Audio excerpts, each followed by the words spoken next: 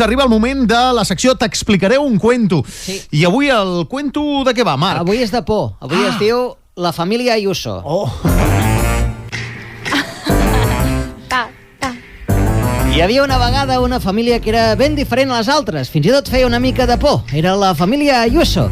Dins d'aquesta família hi havia la filla, la Isabel, que tenia un superpoder ben curiós. Feia enriquir a tothom que tenia al seu voltant. Mira. Els primers a notar els superpoders de la Isabel van ser els seus pares. «Anda, Conchi, me han avalado 400.000 euros de dinero público que no voy a devolver», deia el pare.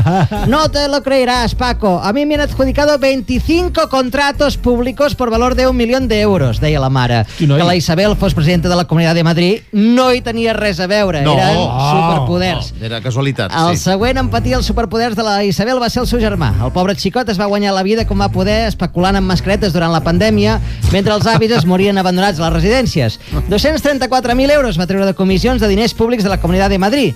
Que la Isabel fos la presidenta no hi tenia res a veure. Eren superpoders. Però no tot eren bones notícies. Mentre tots els membres de la família Ayuso es forraven de mala manera, ella, en canvi, seguia més pobra que mai. Mira. Cobrava 8.500 euros al mes com a presidenta, però només tenia en propietat un Golf GTI de segona mà del 2006. Això és cert. Per sort, el seu xicot la podia dur on volgués, amb el seu Maserati, i acollir-la al seu piset valorat en 1 milió d'euros. Resulta que el nano era tècnic sanitari i cobrava 1.500 euros al mes. Però va ser conèixer la Isabel i el seu compte corrent va deixar de ser corrent. Es va multiplicar per 8 en un sol any. Això sí, el xicot era una mica despistat, perquè s'havia oblidat de pagar les multes de la Comunitat de Madrid, pagar l'impost de circulació al Maserati i pagar 350.000 euros a Hisenda. Llàstima. Que la Isabel fos presidenta de la Comunitat de Madrid no hi tenia res a veure.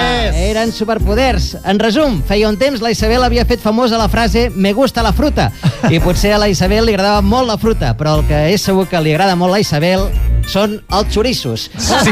Y colorín colorado, Isabel, tú y yo nos tendríamos que haber casado.